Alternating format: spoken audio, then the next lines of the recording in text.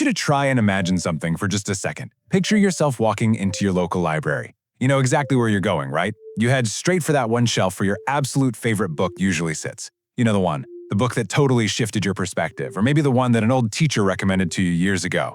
But you get there, and it's not just checked out. It is gone, completely removed. In fact, in this reality, if you were caught just holding a copy of it, you could be arrested. Or honestly, even worse. Sounds like a dystopian movie, right? But what if I told you that some of the most powerful, absolutely world-changing ideas in all of human history were very nearly destroyed before you ever even had the chance to read them? Welcome back to The Explainer. Today, we are going deep. We are stepping right into the shadow world of censorship. And we're going to pull back the curtain to uncover exactly why some of history's most famous, Nobel Prize-winning, generation-defining books were forcefully suppressed. We're talking about governments burning them in the streets, churches issuing official condemnations, and authorities literally hunting down everyday people just for having them on their nightstands. We're going to examine 10 specific books the world desperately tried to silence. But more importantly, we are going to unpack the scandals, the deep-seated fears, and the massive power struggles hiding behind every single one of those bans. So, let's dive into our first area, threatening the political order. This is all about what happens when governments truly fear ideas. You know what's really wild is that political censorship doesn't care about your ideology at all. It crosses literally all political lines. Take George Orwell's classic 1984. It practically defined the 20th century's deep fear of totalitarianism, right? Well, it was actually banned by the exact regimes it was warning us about. The Soviet Union banned it for almost 40 years, from 1950 all the way to 1988. Basically because the party's methods in the book, like rewriting history and massive surveillance, were exact mirror images of Stalinist tactics. They simply couldn't have their citizens reading a book that laid out their own grim reality so perfectly. Then flip the script and look at the Communist Manifesto by Karl Marx and Friedrich Engels. This one was thrown into the literal fires in Nazi Germany in 1933 in one of the most chilling acts of mass censorship we've ever seen. But at the very same time, it was being actively suppressed over in the United States during the McCarthy era, where simply having a copy on your bookshelf could ruin your entire career. And then we have what is arguably the most emotionally sobering entry we're looking at today, The Diary of a Young Girl by Anne Frank. Just think about this for a second. Anne wrote this real, highly personal diary while living under a ban, hiding for her life from the Nazis, who had strictly outlawed Jewish writing. Yet decades later, this same diary was banned in Lebanon for perceived political bias, and it was even challenged in US schools because people objected to her natural adolescent entries and her questioning of authority. It's just heartbreaking, really, because every single attempt to silence this book feels like a faint echo of the silencing that tragically ended her life. Now, zooming out a bit, these bans actually reveal two drastically different visions of how a state controls its people. On the one hand, you have Orwell's 1984 warning us of a government that controls the populace through pain, fear, and endless, unblinking surveillance. But on the other hand, you have Aldous Huxley's 1932 novel Brave New World, which warns of something that's arguably far more seductive. Huxley warned of control through pleasure. He depicted a society that is kept totally willingly compliant through a pleasure drug called soma. There's no true freedom, but nobody really cares because they feel great. Interestingly, Ireland banned this book the exact same year it was published. They found its themes of sexual freedom and the total dissolution of the traditional family to be deeply offensive. It was heavily challenged in US schools too. Huxley actually believed his prophecy was way more accurate than Orwell's. His argument was that the most effective, unbreakable tyranny is one where the oppressed are just too entertained and too comfortable to even notice they're being oppressed. I mean, looking around today at our world of constant smartphone usage and instant gratification, that argument feels incredibly relevant, doesn't it? Moving right along to our second section, challenging moral and social norms. I like to think of this as society's uncomfortable mirror. We're talking about literary giants that were treated like literal dangerous contraband. For example, D.H. Lawrence's Lady Chatterley's Lover was completely illegal to sell in both the UK and the US for 32 years. And then there's James Joyce's Ulysses. Today, this is widely considered by scholars to be the greatest novel in the English language. But did you know the United States Post Office used to actually burn copies of it? It's true. For over a decade, US customs officers were fully authorized to seize and destroy copies right at the border. Why? Because its revolutionary stream of consciousness writing style and its completely frank interior monologues were deemed totally obscene. And then we have to talk about Lolita by Vladimir Nabokov. This is recognized today as one of the top 100 greatest English-language novels ever written. Yet, when he wrote it, virtually every major American publisher flat out refused to touch it. It was subsequently banned in France and the UK. And look, the reason why is rooted in its highly disturbing subject matter. The entire story is told from the inside of a deeply abusive predator's mind. The really tricky part is that the beautiful flowing prose acts like a trap, forcing the reader to recognize the absolute horror lurking just beneath the surface. Nabokov never ever lets the narrator off the hook, but society at the time was simply too scandalized by the premise to engage with the actual substance of it.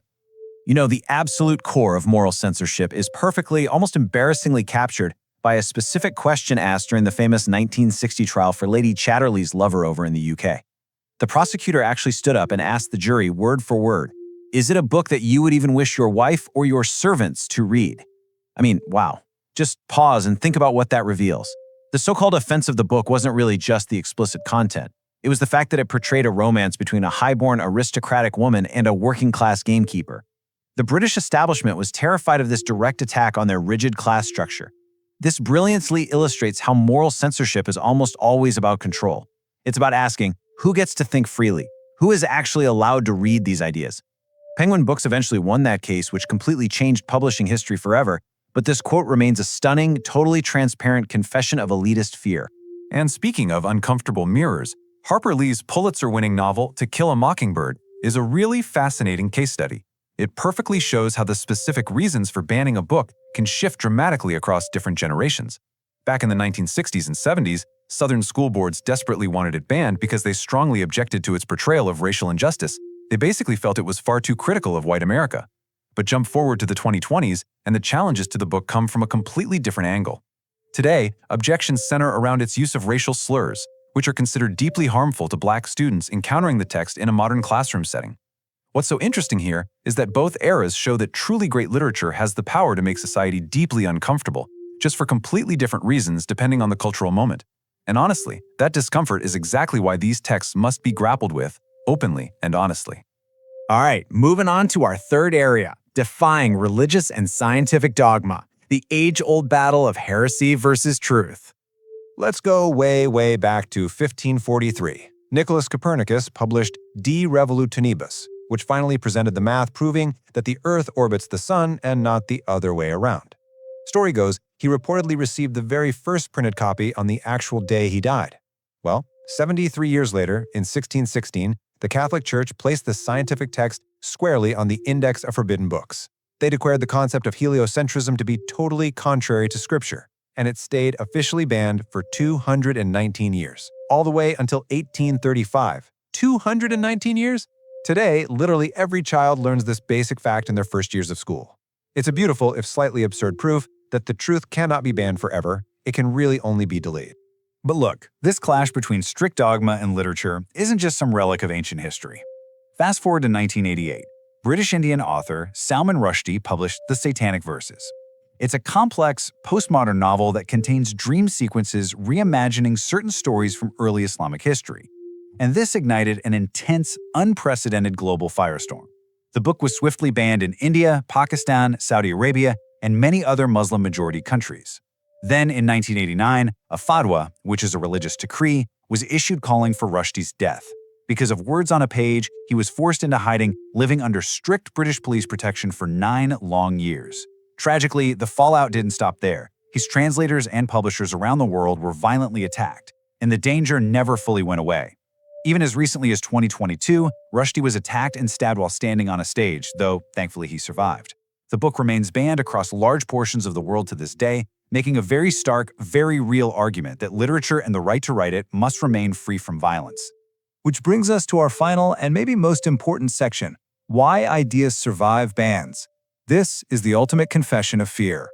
When a government bans a book, it is admitting that it is afraid. This quote right here, this is the absolute core takeaway I want you to leave with today.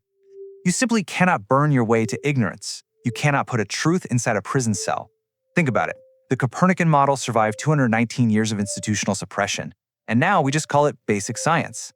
Anne Frank's diary miraculously survived the horrors of the Holocaust and is now read with tears by people on literally every continent. Ulysses survived being tossed into literal fires by the post office. When powerful authorities look at simple words printed on a page and decide they must be stopped at all costs, they are making a massive confession.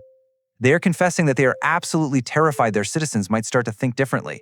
They're terrified people might feel empathy for someone they were explicitly taught to hate, or that they might start to imagine a better, different world.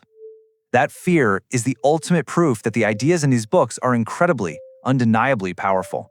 So, I want to leave you with a question to really mull over. Which book will history vindicate next? Today, most of the books we just spent time discussing are available to you with a single click on your phone. That is an absolute miracle. It's a reality that previous generations, people who went to actual prison, people who hid in secret annexes, people who risked everything they had just to pass a battered book from hand to hand, could never have even dreamed of. The absolute least we can do to honor their sacrifice is to actually read them. So which of these once forbidden texts are you going to pick up next? And more importantly, as you look around at our world today, which currently challenged ideas do you think will be the universally accepted boring truths of tomorrow? Keep reading, keep questioning everything, and please never forget the incredible power of a simple book. So that's it for today's video. If you enjoyed it, please hit the like button, leave a comment below, and consider subscribing. And share this video with your friends. I'll see you in the next one. Goodbye.